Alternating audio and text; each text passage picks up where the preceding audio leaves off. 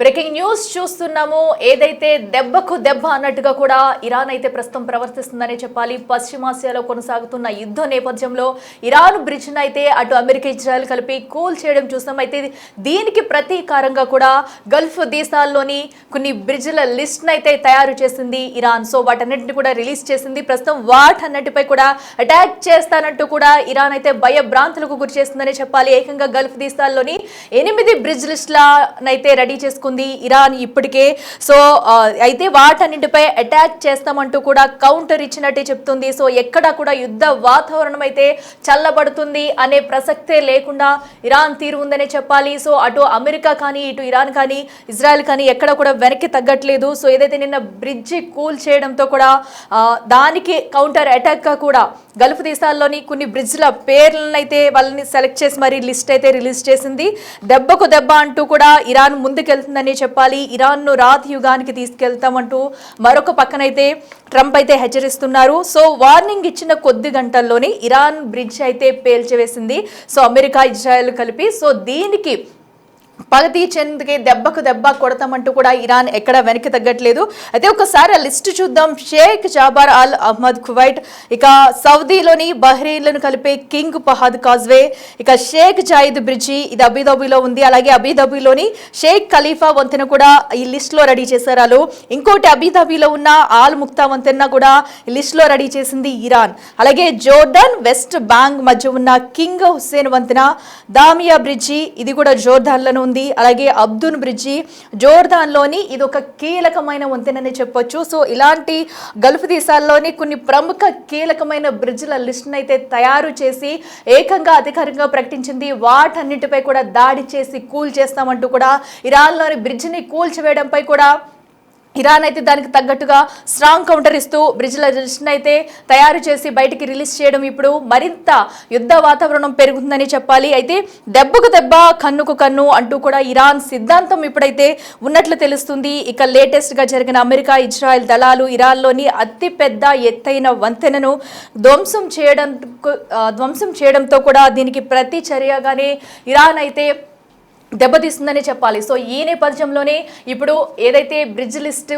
మీకు చదివినిపించామో సో వాటన్నింటిని కూడా కూల్ చేస్తామంటూ హెచ్చరికలు జారీ చేసింది. మరి ఇప్పుడు అటు ఇజ్రాయెల్ కానీ అమెరికా కానీ అప్రమత్తం అవుతాయా? సో ఎందుకంటే ఇరాన్ కూడా ఎక్కడ వెనక్కి తగ్గట్లేదు. ఇప్పటికే గల్ఫ్ దేశాల్లో ప్రముఖమైన ప్రాంతాల్లో కూడా ఇరాన్ దాడులు చేసుకుంటూ వస్తుంది. వరుసగా మిస్సైళ్లు డ్రోన్లతో కూడా ఎక్కడ యుద్ధంలో వెనక్కి తగ్గకుండా ఇరాన్ అయితే ఎగిసిపడుతుందని చెప్పాలి. మరి ఈ నేపథ్యంలో నిన్న అన్నట్టుగానే ఏదైతే అటు అమెరికా ఇజ్రాయెల్ చెప్పినట్టుగానే ఇరాన్లోని అతి పెద్దదైన బ్రిడ్జ్ని అయితే కూల్ చేశారు. మరి ఇప్పుడు ఇరాన్ ఈ లిస్టు తయారు చేసింది.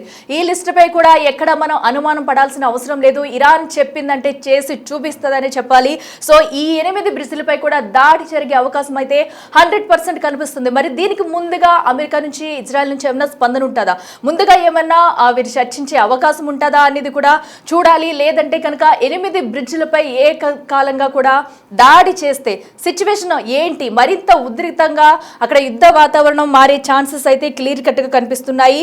సో అయితే ఇరాన్ కూడా దేనికైనా రెడీ అంటూ కూడా ముందుకు వెళుతుందని చెప్పాలి. సో అమెరికా మేము చర్చలకు రావాలి, చర్చిస్తున్నాము, యుద్ధం తగ్గుతుంది, మేము పెట్టిన రూల్స్కి అయితే ఇరాన్ కట్టుబడి ఉండాలి, మేము చెప్పినట్టు వినాలంటూ కూడా అమెరికా ఒక పక్క నుంచి చెప్పుకుంటూ వస్తున్నా కూడా ఇరాన్ ఎక్కడ కూడా వెనక్కి తగ్గట్లేదు. సో అటు గల్ఫ్ దేశాలని కూడా లక్ష్యంగా చేసుకుని అలాగే అమెరికా ఎంబసీలపై దాడులు చేస్తుంది. గల్ఫ్ దేశాల్లో ఎక్కడైతే ఆర్థిక నిక్షేపాలు ఉన్నాయో అక్కడ వాటిని పూర్తిగా దెబ్బతీసేలా కూడా ఇరాన్ అయితే ఇప్పటి వరకు దాడులు చేసుకుంటూ వచ్చింది. దుబాయ్కి సంబంధించి ఎయిర్పోర్ట్లో కానివ్వండి, లేదంటే యుద్ధం మొదలైనప్పటి నుంచి కూడా ఇక్కడ ఇరాన్ వెనక్కి తగ్గకుండా ఆర్థిక వ్యవస్థను అమెరికా ఇజ్రాయెల్ను టార్గెట్ చేసుకుని అటు గల్ఫ్ దేశాలపైనే ఏకంగా విరుచుకుపడుతుందనే చెప్పాలి.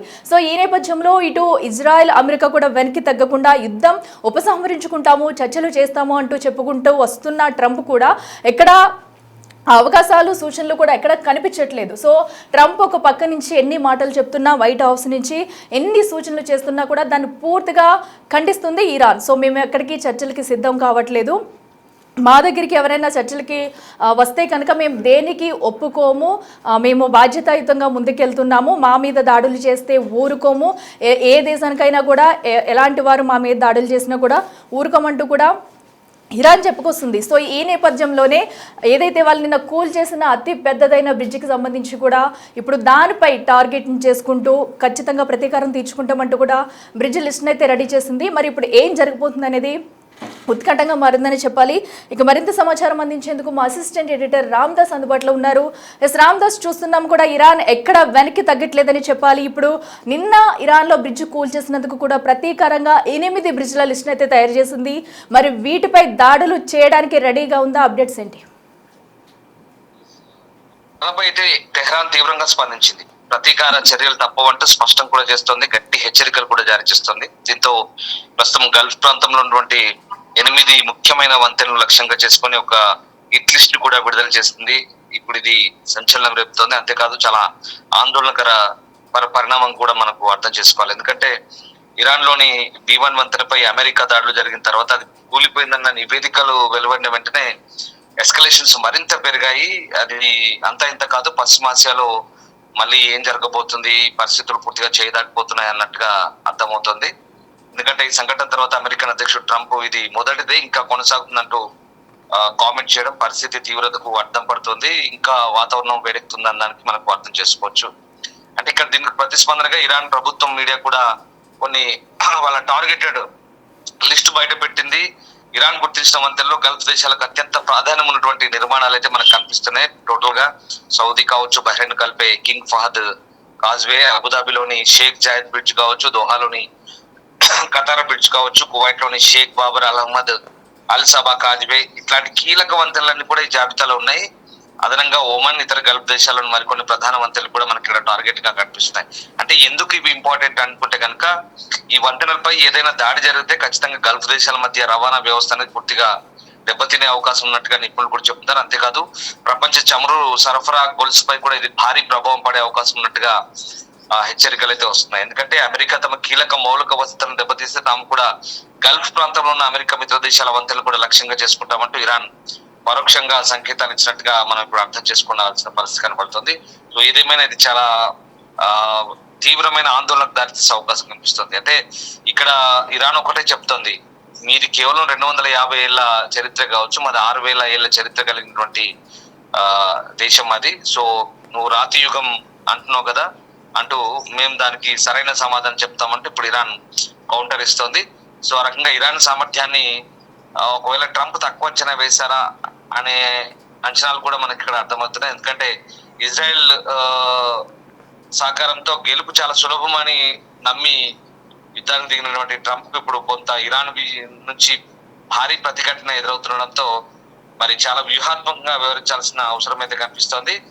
ఇప్పటికైతే ట్రంప్ అయితే చెప్తున్నాడు, ఆల్రెడీ మేము అక్కడ రెజ్యూమెంట్ చేంజ్ చేసాము, ఇప్పటికీ మేము గెలిచామని చెప్పుకుంటున్నప్పుడు కూడా ఇరాన్ దాన్ని ఎగతాళి చేస్తున్న పరిస్థితి కనబడుతుంది. అంటే ఇరాన్ పై భీకర దాడులు చేస్తాం, పూర్తిగా నాశనం చేస్తామంటూ, రాతి యుగంలోకి నెట్టేస్తామంటూ అమెరికా అధ్యక్షుడు ట్రంప్ చేసిన వ్యాఖ్యలకు టెహ్రాన్ అయితే చాలా ధీటుగా స్పందిస్తుంది. ట్రంప్ తన సైనికుల్ని సమాధుల్లోకి తీసుకెళ్తున్నాడు. అంతేకాదు 250 ఏళ్ల చరిత్ర కలిగిన అమెరికా 6000 సంవత్సరాల చరిత్ర కలిగినటువంటి మా సివిలైజేషన్ ని బెదిరించడం వారి భ్రమ అంటూ ఇరాన్ ఘాటైన హెచ్చరికలు చేస్తుంది. Iran elite Islamic Revolutionary Guards Corps Aerospace Force commandos brigadier general Sayyid Majid Mousavi America రక్షణ మంత్రి పీటర్ హెగ్సేత్ తో ఎక్స్ లో పెట్టిన పోస్ట్ కౌంటర్ అయితే ఇచ్చారు. సో మా గడ్డపై అడుగు పెట్టిన ఏ ఒక్క అమెరికా సైనికుడు కూడా ప్రాణాలతో వెళ్ళడు, అగ్రరాజ్య పరుగు పోయే వరకు యుద్ధం ఆగదంటూ తేల్చి చెప్పిన పరిస్థితి. సో మొత్తం మీద దీన్ని బట్టి చూస్తే మనకు అర్థమవుతుంది ఏంటంటే ఇక నువ్వా నేనా తేల్చుకుందాం అన్నట్టుగానే మనకి ఇక్కడ పరిస్థితి పొట్టొస్తుంది. ఎందుకంటే హర్మూజ్ జలసంధిని పూర్తిగా తెరిచి స్వేచ్ఛగా నౌకలు రాకపోకలు జరిగిన తర్వాతే సీజ్ ఫైర్ గురించి మేము ఆలోచిస్తామన్నటువంటి డొనాల్డ్ ట్రంప్ మాటలు కూడా వాళ్ళు ఇప్పటికే కొట్టిపారేశారు. అసలు మీ దగ్గరికి ఎవరు వచ్చారు చర్చలకు అంటూ చాలా వ్యంగ్యంగా మాట్లాడిన పరిస్థితి. అంటే ఇక్కడ అంటే అప్పటి వరకు మేము దాడులు చేస్తూనే ఉంటామంటూ ఇటు అమెరికా హెచ్చరిస్తుంటే మేము కూడా దానికి ఏ రకమైన సమాధానం చెప్తామో మీరే కాసుకొని కూర్చోన్నట్టు వీళ్ళు కూడా చెప్తున్న పరిస్థితి కనబడతా ఉంది. సో ఆ రకంగా ఇప్పుడు ఉన్న సిచ్యువేషన్ లో అంటే ఓవరాల్ గా మనం అర్థం చేసుకోవాలి ఏంటంటే ఈ బ్రిడ్జ్ కూల్చివేసిన తర్వాత ఇప్పుడు గల్ఫ్ దేశాలకు తలనొప్పిగా పరిణమిస్తుంది. అంటే గల్ఫ్ దేశాలు ఇప్పటికే గల్ఫ్ కోఆపరేషన్ కౌన్సిల్ ఏదైతుందో GCC చాలా తీవ్రంగా స్పందిస్తోంది. ఎందుకంటే ఇప్పటికే అక్కడ చాలా డ్యామేజ్ అవుతుంది. అమెరికా స్థావరాల పేరుతో ఎయిర్ బేస్ ధ్వంసం చేసి అంతవరకు ఊరుకుంటే అయిపోయింది. కానీ ఎస్ రామ్దాస్, మన యుద్ధం స్టార్ట్ అయినప్పటి నుంచి కూడా చూస్తున్నాము ఇరాన్ అయితే గల్ఫ్ దేశాలనే లక్ష్యంగా చేసుకుని కూడా పూర్తిగా వాటిపైనే టార్గెట్ పెట్టుకుందని చెప్పాలి. సో ఇప్పుడు ఏదైతే లిస్ట్ అయితే రిలీజ్ చేసింది, ఈ 8 బ్రిడ్జిల్ని కనుక నిజంగా ఇరాన్ చెప్పినట్టు కోల్చివేస్తే కనుక మరింత సంక్షోభంలో పడిపోతాయి గల్ఫ్ దేశాలు. మరి ఇప్పటికైనా అటు అమెరికా, ఇజ్రాయెల్ నుంచి ఏమైనా స్పందన ఉంటుందా? ఒకవేళ లేదంటే నేరుగానే గల్ఫ్ దేశాలు ఇంతకు ముందు కూడా మేమే అటాక్ చేస్తాము, ఇరాన్ వద్దకు వెళ్తామంటూ కూడా చెప్పుకొచ్చాయి. సో ఇప్పుడేమన్నా గల్ఫ్ దేశాలు యుద్ధంలో ముందుకు వస్తాయనుకోవచ్చా? అదే చెప్తాను, గల్ఫ్ కోఆపరేషన్ కౌన్సిల్ ఏదైతే ఉందో ఆ GCC దేశాలన్నీ కూడా సమావేశమై తీవ్రంగా స్పందించాయి. గతంలో కూడా ఇప్పటికే జాయింట్ స్టేట్మెంట్ ఇచ్చాయి. మళ్ళీ రీసెంట్ గా కూడా వాళ్ళంతా కూడా సమావేశమై తీవ్రమైన హెచ్చరికలు జారీ చేశారు. అంతేకాదు ఇది సరైన చర్య కాదంటూ ఇరాన్ ను మందలించిన పరిస్థితి. కానీ ఎక్కడ ఇరాన్ తగ్గట్లేదు. అంతేకాదు ఇంకా అసలు మిత్ర దేశాలుగా ఉన్నారు కాబట్టి ఇక మీరు కూడా అనుభవించాల్సిందే అన్నట్టు గతంలో బ్రదర్ నేషన్స్ సారీ అని చెప్పారు. కానీ ఇప్పుడు ఆ పరిస్థితి లేదు. అదంతా పోయింది. ఇప్పుడు యుద్ధం 35వ రోజు జరిగింది, 2వ నెలకు వచ్చింది. ఇంకా ఇప్పుడు మీరు కూడా వాళ్ళతో సహకరిస్తున్నారు కాబట్టి వాళ్ళకి ఆశ్రయం ఇచ్చే మీరు కూడా మా శత్రువులే అనే ధోరణితో ఇప్పుడు ఇరాన్ వెళ్తున్నట్టుగా మనకు అర్థమవుతుంది. సో దాన్ని బట్టి ఎందుకంటే ఇక్కడ ఈ బ్రిడ్జిలు పేల్చివేస్తే చాలా తీవ్రమైన పరిణామాలు ఉంటాయి. ఎందుకంటే వాళ్ళ ఆర్థిక మూలాలను దెబ్బకొట్టే పరిస్థితి, పూర్తిగా రవాణా స్తంభించిపోతుంది. చమురు జల రవాణా మార్గం, సముద్రాలపై నిర్మించిన బ్రిడ్జిలు కావచ్చు. ఎందుకంటే ముఖ్యంగా గల్ఫ్ దేశాల్లో చాలా కీలకమైనవి చమురు రవాణాకు. ఒకవేళ వాటిని దెబ్బతీస్తే వాళ్ళ వెన్నుముక విరగొట్టినట్టే. అదే కనుక జరిగితే ఇక ఈ గల్ఫ్ దేశాలైతే తీవ్రంగా రియాక్ట్ అవ్వాల్సిన పరిస్థితి ఉంటుంది. సో దాన్ని బట్టి అర్థం చేసుకోవచ్చు. ఒకవేళ ఇవన్నీ ఇన్వాల్వ్ అయితే ఇక పరిస్థితి ఎక్కడికి వెళ్తుంది అనేది మనం అర్థం చేసుకోవాలి. దాంతోపాటు ఇప్పటికే ఐక్యరాజ్య సమితి సెక్యూరిటీ కౌన్సిల్ అలాగే ఐక్యరాజ్య సమితి సంబంధించినటువంటి కొన్ని మీటింగ్స్ అవుతున్నాయి. దాంట్లో ఇరాన్ సంబంధించి వ్యతిరేకంగా గల్ఫ్ దేశాలను కూడా ఇప్పటికే తీర్మానం చేశాయి. ఈ దాడులు ఆపాలి, లేదంటే పరిణామాలు తీవ్రంగా ఉంటాయంటే వాళ్ళు కూడా పరోక్షంగా హెచ్చరిస్తున్న పరిస్థితి కనబడుతుంది. సో అంటే ఇక్కడ మౌలిక సదుపాయాలను దెబ్బతీస్తే కనుక ఏ దేశం ఊరుకోదు. కేవలం అమెరికా స్థావరాల వరకు దాడులు చేసి సరిపెట్టుకుంటే అయిపోయింది. కానీ వాళ్ళ టూరిజం దెబ్బతీస్తున్నారు, వాళ్ళ హోటల్స్ దెబ్బతీస్తున్నారు, వాళ్ళ సివిలియన్ ఏరియాస్ పై అటాక్స్ చేస్తున్నారు, ఆయిల్ రిఫైనరీలపై దాడి చేస్తున్నారు. ఇట్లా చాలా ఉన్నాయి. రస్ లఫాన్ కావచ్చు, ఆరామ్కో కావచ్చు సౌదీలోని, ఇట్లా చాలా పెద్ద పెద్ద ప్రపంచంలోనే అతిపెద్ద ఇంధన వ్యవస్థల్ని ధ్వంసం చేసుకుంటూ పోతుంటే వాళ్ళు కూడా చూస్తూ ఊరుకుంటున్నారు, సమయాన్ని పాటిస్తున్నారు. కానీ ఇప్పుడు బ్రిడ్జిలు పేల్చేస్తే కనుక ఏకంగా అక్కడ వాళ్ళ దేశానికి చాలా ఇబ్బందికరంగా ఉంటుంది. కాబట్టి మరి గల్ఫ్ దేశాలు దీనిపై ఎట్లా రియాక్ట్ అవుతాయనేది వేచి చూడాల్సిందే. జస్ట్ నౌ రీసెంట్ గా వీళ్ళు స్టేట్మెంట్ అయితే పాస్ చేశారు, మేము ఈ దేశాలను టార్గెట్ చేస్తామని. మరి దీన్ని బట్టి మనం అర్థం చేసుకోవచ్చు యుద్ధం మరింత తీవ్రమవుతుందని మనకు అర్థమవుతుంది. బట్ ఇక్కడ అమెరికా, ఇజ్రాయెల్ తమ దూరంలో తాము వెళ్తున్నారు. మరి గల్ఫ్ దేశాల పరిస్థితి ఏంటి? ముఖ్యంగా సౌదీ, దుబాయ్ వాళ్ళు కూడా యుద్ధంలో చేరతారంటూ వార్తలు వస్తున్న నేపథ్యంలో మరి ఒకవేళ అదే కనుక జరిగితే ఇరాన్ కనుక వీళ్ళపై ప్రతీకార దాడులు ఇట్లే ముమ్మరం చేస్తే కనుక, ఎందుకంటే ఇప్పటికే టెక్ కంపెనీలపై దాడి చేస్తున్నాయి. అమెజాన్ డాటా సెంటర్ పై దాడి చేసినట్టు వార్తలు వచ్చాయి. అలాగే మిగతా 18 టెక్ కంపెనీల లిస్ట్ కూడా పెట్టారు.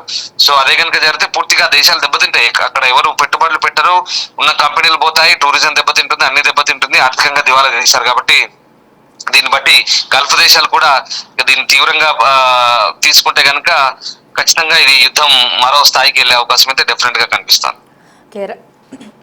Right Ramdas, thank you.